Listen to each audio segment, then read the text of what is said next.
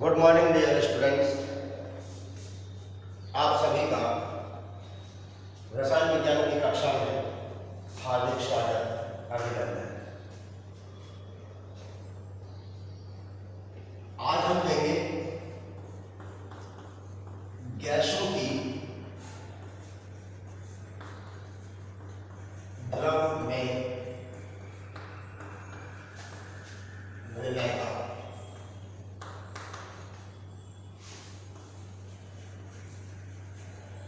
Solubility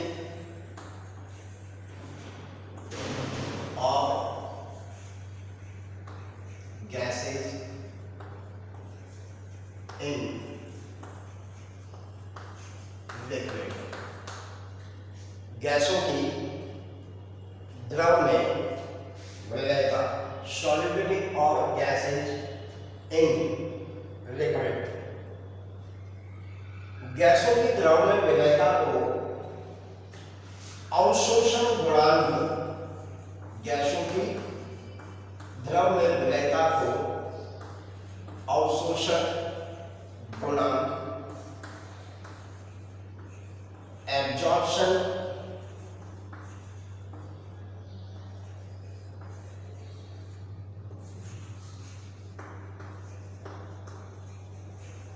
coefficient से प्रदर्शित करते हैं। गैसों की द्रव में विलयता को अवशोषण गुणांक, एब्जॉर्प्शन कोएफिशिएंट से प्रदर्शित या के रूप में व्यक्त करते हैं। अब हम जानना चाहेंगे कि अवशोषण गुणांक, एब्जॉर्प्शन कोएफिशिएंट क्या होता है। बुनसेन, एक साइंटिस्ट थे बुनसेन, उनके अनुसार किसी निश्चित ताप पर विलायक की इकाई आयतन में घुली हुई गैस का एनटीपी पर आयतन, किसी निश्चित ताप पर विलायक के इकाई आयतन में घुली हुई गैस का एनटीपी पर आयतन उस गैस का अवशोषण गुणांक कहलाता है। एक बार फिर से सुने कि किसी निश्चित ताप पर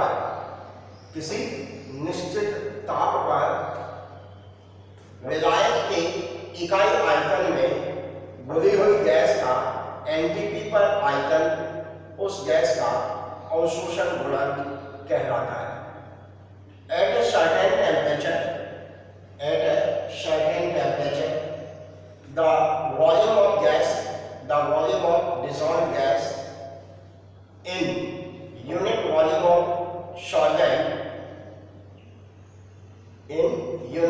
of solvent at NTP is known as absorption coefficient. It is represented by alpha.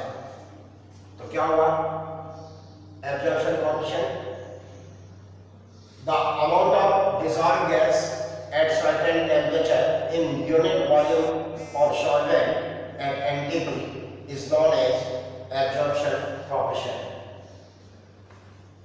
Next हम कह रहे हैं गैसों की द्रव में विलयता को प्रभावित करने वाले कारक,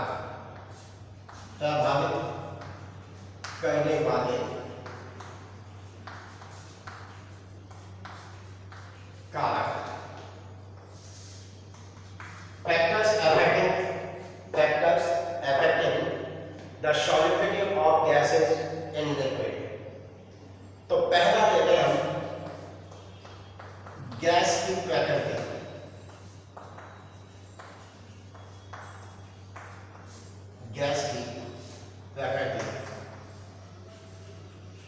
nature of gas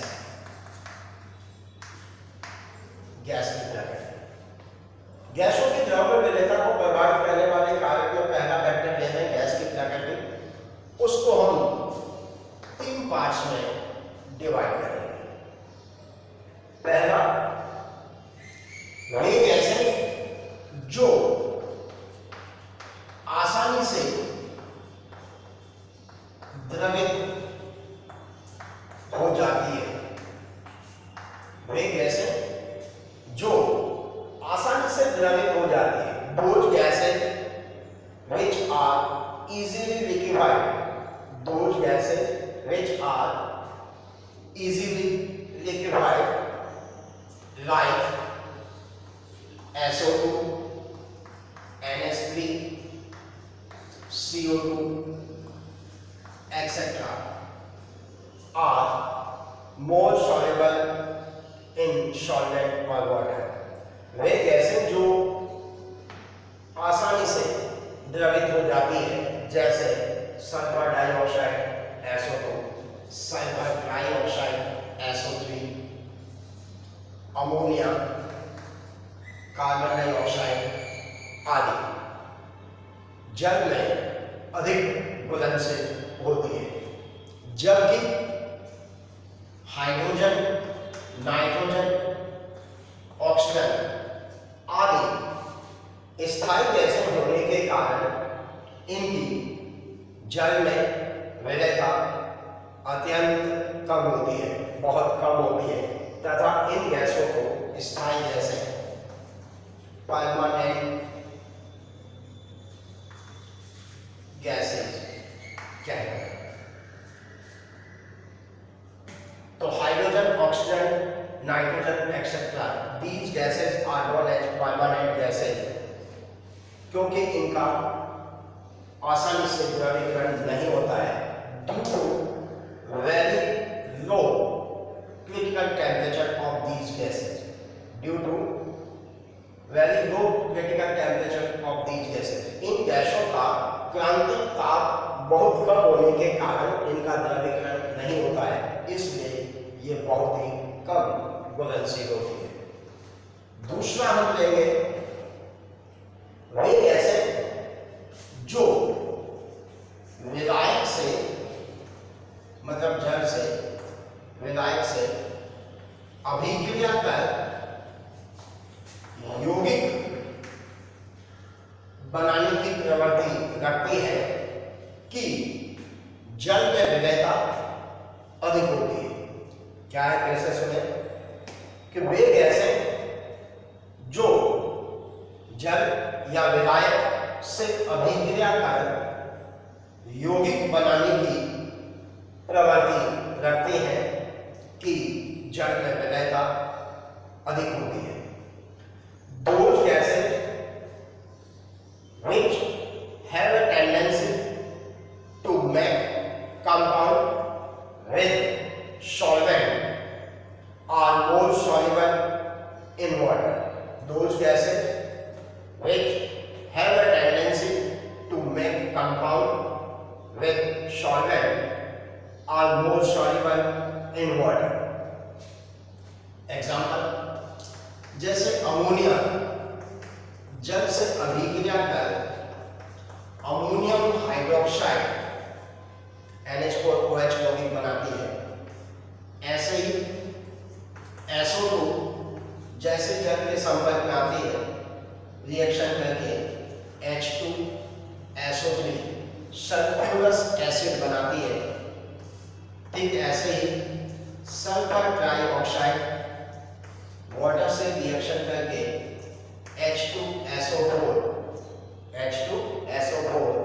sulphuric acid बनाती है, ठीक ऐसे ही कार्बन डाइऑक्साइड वाटर से रिएक्शन करके H2CO3 कार्बोनिक एसिड बनाती है।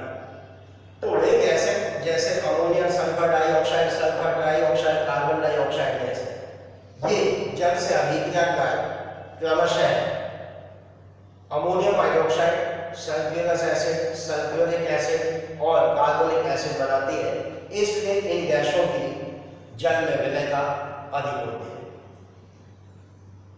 तो ammonia, sulphur trioxide, carbon dioxide when react with water, then these gases form ammonium hydroxide, sulfurous acid, sulfuric acid, carbonic acid respectively. Therefore, these gases are more soluble in water. See third part,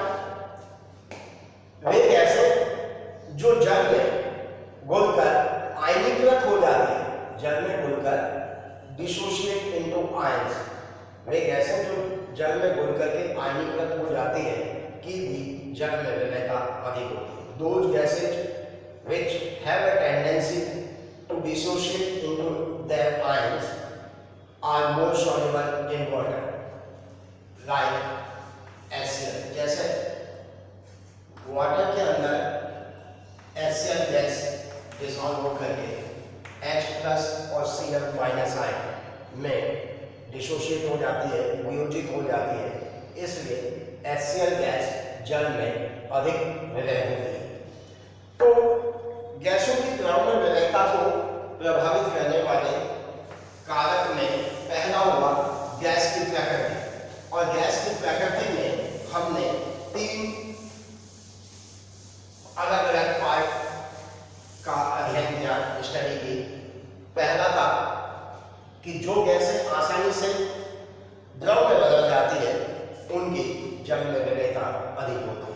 Those gases which are easily liquefied will be more soluble in water।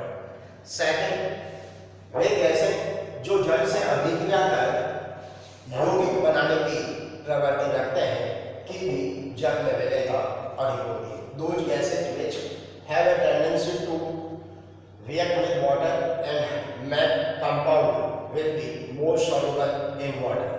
और third है कि वे गैसें जो जल में घुलने के बाद उनके आयनों में वियोजित हो जाती है। Those gases which dissociate into their ions after dissolving in water are more soluble in water। Second लेंगे हम विलायक की प्रकृति। विलायक की प्रकृति, नेचर ऑफ सॉल्वेंट।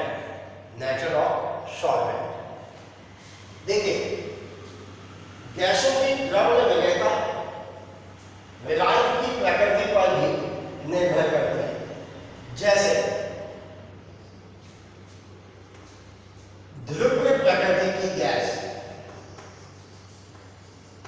HCl, ध्रुवीय प्रकृति की गैस जैसे HCl जो है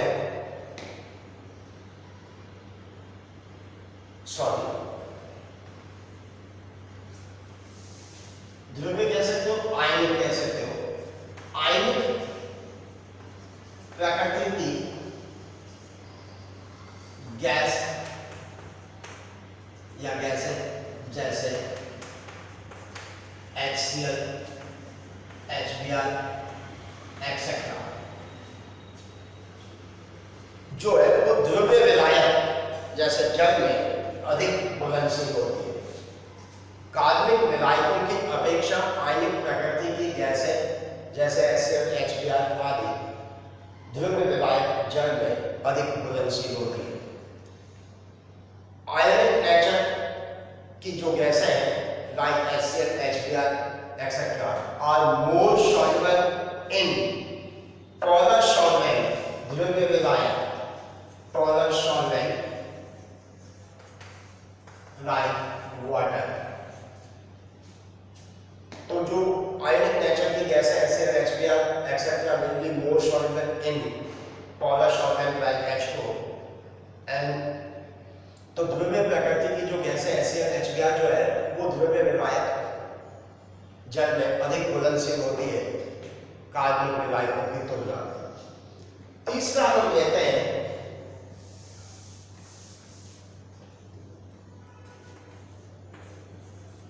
ताप का प्रभाव,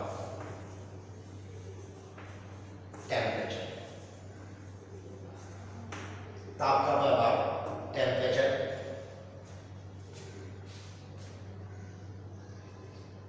जैसे जैसे ताप बढ़ता जाता है द्रव में घुली हुई गैस के अणुओं की गतिज ऊर्जा बढ़ती जाती है। इससे जल में घुली हुई गैस के अणुओं की गतिज ऊर्जा बढ़ने से वे गैसें द्रव के पृष्ठ को छोड़कर बाहर निकलने की प्रवृत्ति दर्शाती है। इसलिए ताप बढ़ने के साथ साथ गैसों की द्रव में विलेयता घटती है।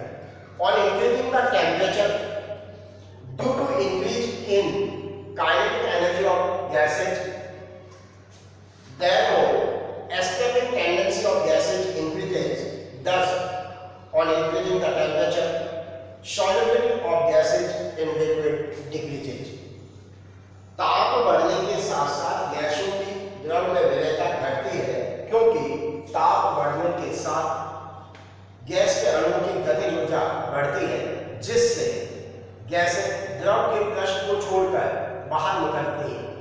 अतः ताप बढ़ने के साथ गैसों की द्रव में विलेयता घटती है। क्या हुआ कि on increasing the temperature solubility of gases in liquid decreases, because on increasing the temperature kinetic energy of gas molecule increases, therefore escaping tendency of gas molecule increases, thus solubility of gases decreases. Practically आप देख सकते हो कि जैसे हम किसी भी द्रव पदार्थ को, जैसे जल, दूध आदि को अगर गर्म करते हैं तो उसके बॉयल होने से पहले ही उसमें से बहुत सारी गैसें आपको भाप बन करके उड़ती हुई दिखाई देती है।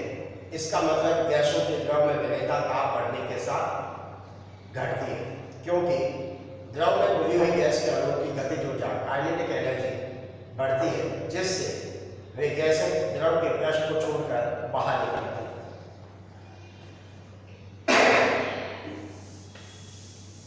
चौथा और इम्पोर्टेंट हम लेंगे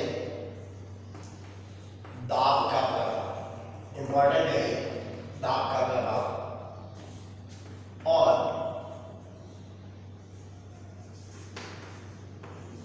गैसों की द्रव में विलेयता पर दाब के प्रभाव को हेनरीज लॉ से स्पष्ट किया जाता है।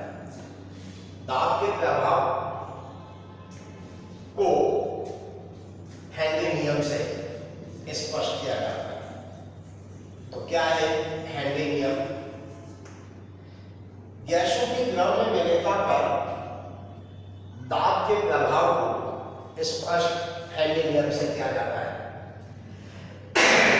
हेनरी ने द्रव में घुली हुई गैस की मात्रा m और गैस के साम्य दाब P के मध्य एक मात्रात्मक संबंध स्थापित किया, जिसे हेनरी नियम से जाना जाता है। हेनरी ने द्रव में घुली हुई गैस की मात्रा, अमाउंट ऑफ गैस, और equilibrium pressure of the gas के साम्य दाब के मध्य एक क्वांटिटेटिव रिलेशनशिप दिया, जिसे हेनरी नियम कहते हैं। तो हेनरी नियम क्या है? इस नियम के अनुसार हेडिंग डालेंगे अपन हेनरीज लॉ, हेनरी नियम। तो क्या लिखेंगे अपन कि इस नियम के अनुसार किसी निश्चित ताप पर, इस नियम के अनुसार किसी निश्चित ताप पर द्रव में घुली हुई गैस की मात्रा उस गैस के साम्य दाब के समानुपाती होती है। फिर से सुने कि इस नियम के अनुसार किसी निश्चित ताप पर द्रव में घुली हुई गैस की मात्रा उस गैस के साम्य दाब के समानुपाती होती है, अर्थात m समानुपाती P और n is equal to KHP। ये समीकरण 1। तो हेनरीज लॉ क्या है? According to this law, at a certain temperature the amount of gas, the amount of dissolved gas is directly proportional to the equilibrium pressure of that gas. According to this law, at certain temperature, the amount of dissolved gas is directly proportional to the equilibrium pressure of that gas. कि द्रव में घुली हुई gas की मात्रा उस gas के साम्य दाब के समानुपाती होती है। तो it means m directly proportional to P और n equal to KHP, जहां m बराबर द्रव में घुली हुई गैस की मात्रा, n equal to amount of dissolved gas, KH Henrys constant, Henry नियतांक, और P उस गैस का साम्य दाब। अगर द्रव में घुली हुई गैस की मात्रा मोल भिन्न के रूप में, द्रव में घुली हुई गैस अगर मोल भिन्न के रूप में प्रदर्शित की गई हो, व्यक्त की गई हो, तो हेनरी नियम को इस प्रकार भी प्रदर्शित किया जाता है कि P directly proportional to X और P is equal to KHX। क्या है कि मोल भिन्न के रूप में हेनरी नियम कि इस नियम के अनुसार, किस नियम के? हेनरी नियम के अनुसार द्रव में घुली हुई गैस का आंशिक दाब, द्रव में घुली हुई गैस का आंशिक दाब उस गैस के मोल भिन्न के समानुपाती होता है। According to this law, the partial pressure of gas is directly proportional to their mole fraction. The partial pressure of gas is directly proportional to mole fraction of gas, where P is equal to partial pressure of gas, KH is equal to Henry's constant and X is equal to mole fraction of gas. P जो है gas का साम्य दाब, sorry आंशिक दाब, KH Henry नियतांक और X जो है उस गैस की मोल में। जो इक्वेशन फर्स्ट है m is equal to KHP, ये straight line equation y equal to mx को फॉलो करती है। जो इक्वेशन 1 है वो straight line equation y equal to mx equation को फॉलो करती है। अर्थात समीकरण 1 जो है सीधी रेखा के y इक्वल टू mx समीकरण का पालन करती है। इसलिए अगर द्रव में घुली हुई गैस की मात्रा m और साम्य दाब P के मध्य ग्राफ खींचा जाए तो एक सीधी रेखा प्राप्त होती है जो उसके मूल बिंदु से गुजरती है, और इस रेखा का जो ढाल है वो KH के बराबर प्राप्त होगा, हेनरी नियतांक के बराबर प्राप्त होगा। Equation 1 m equal to KHP follows the straight line equation y equal to mx. If we plot a graph between amount of gas m and pressure P, then we find or then we obtain a straight line equation which passes through its origin and its slope will be equal to KH, इसके Henry नियतांक के बराबर होगा। अब हम देंगे Henry नियम की सीमाएं, हेनरी नियम की सीमाएं, कि हेनरी नियम की सीमाएं क्या है? Limitation, limitation of Henry's law, Henry नियम की सीमाएं। हेनरी नियम की सीमाएं आपको एक सबसे पहले याद रखनी है कि विलयन तनु होना चाहिए। क्या है पहला? कि सॉल्यूशन शुड बी डाइल्यूट, विलयन तनु होना चाहिए, सॉल्यूशन शुड बी डाइल्यूट। तो नंबर 2 क्या हो जाएगा? ताप बहुत कम नहीं होना चाहिए, ताप बहुत कम नहीं होना चाहिए। Temperature should not be very low, temperature should not be very low, क्योंकि ताप अगर बहुत ज्यादा कम हो जाएगा, अभी अभी अपन ने पढ़ा था कि ताप बढ़ने पर गैसों के द्रव में विलेयता घटती है। इसलिए अगर ताप बहुत ज्यादा 0 डिग्री सेल्सियस और उससे भी कम चला जाएगा तो गैसों के द्रव द्रव में विलेयता बढ़ती जाएगी और उस कंडीशन में जो सॉल्यूशन हो जाएगा वो कैसा हो जाएगा, कंसंट्रेट। जबकि अपने को क्या चाहिए, सॉल्यूशन डाइल्यूट, तनु होना चाहिए। तो इसलिए ताप बहुत ज़्यादा कम नहीं होना चाहिए। जो कोल्ड ड्रिंक्स की बॉटल्स होती है उसमें हेल्दी डोज को फॉलो किया जाता है कि उन गैसों में दाब बढ़ाकर अधिक दाब पर CO2 गैस को बल करके उन्हें सील बंद कर ठंडा कर दिया जाता है। तो दाब बढ़ने के कारण गैसों की CO2 गैस की उस कोल्ड ड्रिंक्स के अंदर सॉलिबिलिटी बढ़ जाती है और फिर उनको सील बंद करके ठंडा कर दिया जाता है। तो इसलिए उनमें CO2 की कंसंट्रेशन ज़्यादा रहती है, तो सॉल्यूशन कैसा हो जाता है, कंसंट्रेट, शांत। तो यहाँ पर है कि हेनरी फ्लो की लिमिटेशन के हेनरी नियम केवल उन्हीं गैसों पर लागू होता है जो तनु होते हैं। तो इसका मतलब डाइल्यूट सॉल्यूशन होना चाहिए। सेकंड हो गया कि ताप बहुत कम नहीं होना चाहिए।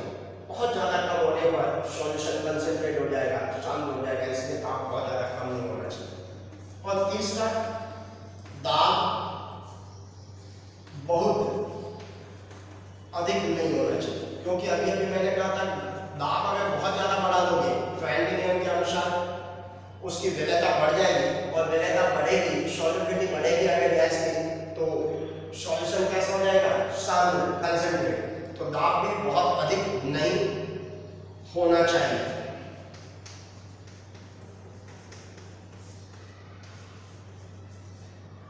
Pressure should not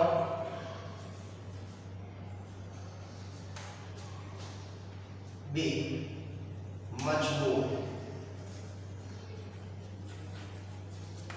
दाब बहुत ज्यादा नहीं होना चाहिए। और चौथा,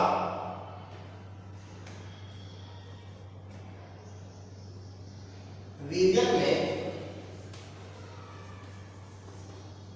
गैस की आणविक अवस्था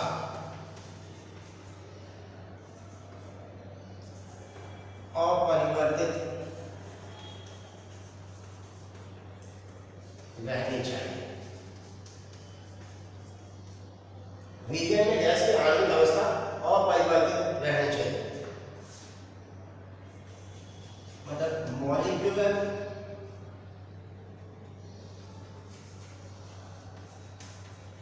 state of gas in liquid should be unchanged।